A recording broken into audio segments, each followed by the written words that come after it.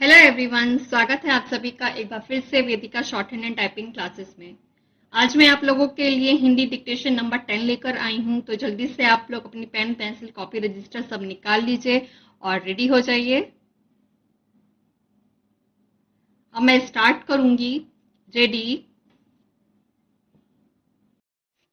प्रधानमंत्री के आवास पर आयोजित जम्मू कश्मीर के नेताओं की सर्वदलीय बैठक जिस तरह लंबी खिंची, उससे यह स्पष्ट है कि सभी मसलों पर व्यापक बातचीत हुई और अच्छे माहौल में हुई। यह माहौल कायम रहना चाहिए क्योंकि उससे उम्मीदों को बल मिलता है। सर्वदलीय बैठक में हुई बातचीत से यह भी संकेत मिला कि उसमें अनुच्छेद 370 और ऐसे ही मसले उठे, अवश्य, लेकिन उन पर अधिक ध्यान केंद्रित नहीं किया गया। इसका कारण भी स्पष्ट है। अनुच्छेद 370 का मामला सर्वोच्च न्यायालय के समक्ष विचाराधीन है और उसका फैसला आने के पहले उस पर चर्चा का कोई लाभ नहीं।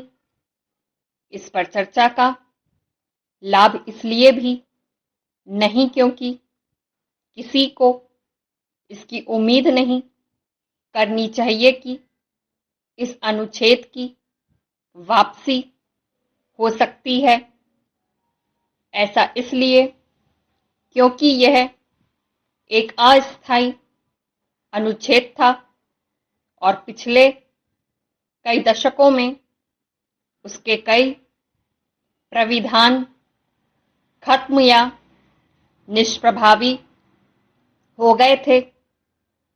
इस अनुच्छेद के अस्थायी स्वरूप को देखकर ही यह कहा जाता था कि वह घिसते घिसते घिस जाएगा। यह ठीक है कि उसे एक झटके में समाप्त कर दिया गया, लेकिन इसका यह मतलब नहीं कि कोई उसकी वापसी की उम्मीद करे। यह अब एक बीती बात हो गई और उसे बिसार देना ही उचित है। सर्वदलीय बैठक में जम्मू कश्मीर के विकास पर और अधिक ध्यान देने तथा उसकी समस्याओं का तेजी से समाधान करने के साथ उसके पूर्ण राज्य के दर्जे को बहाल करने एवं चुनाव कराने की मांग उठनी स्वाभाविक ही थी।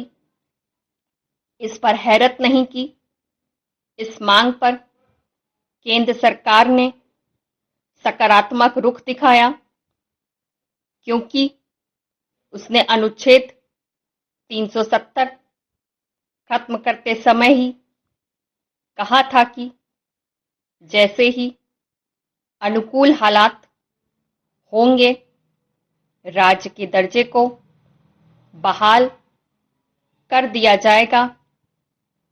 बेहतर हो कि गुप्तकार गठबंधन जैसे कश्मीर घाटी के राजनीतिक समूह माहौल अनुकूल बनाने में मददगार बने। इसका एक लाभ यह भी होगा कि राज्य में विधानसभा चुनाव कराना आसान होगा। यदि जम्मू कश्मीर के राजनीतिक दल जल्द विधानसभा चुनाव चाहते हैं तो उन्हें राज्य के परिसीमन की प्रक्रिया को गति देने में सहायक बनना चाहिए। निसंदेह परिसीमन आयोग के लिए भी यह आवश्यक है कि वह अपना काम जल्द खत्म करे ताकि जम्मू कश्मीर में चुनाव कराने का रास्ता साफ हो सके। फिलहाल यह कहना कठिन है कि परिसीमन की प्रक्रिया कब तक पूरी होगी, लेकिन उचित यह होगा कि यह काम इस तरह हो कि जम्मू और कश्मीर में जो राजनीतिक असंतुलन है और जिसके चलते उनके बीच तनातनी कायम हो जाती है, वह हमेशा के लिए दूर हो सके।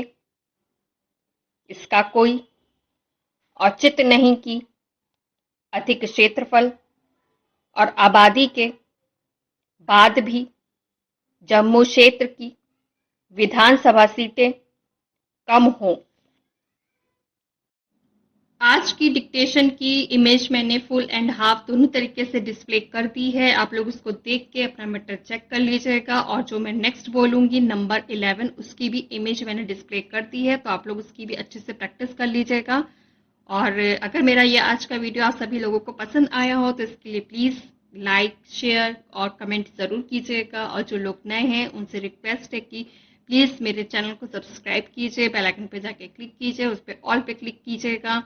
और अभी आज के लिए इतना ही। जल्दी मिलेंगे नेक्स्ट वीडियो में, तब तक के लिए bye bye, take care, thank you.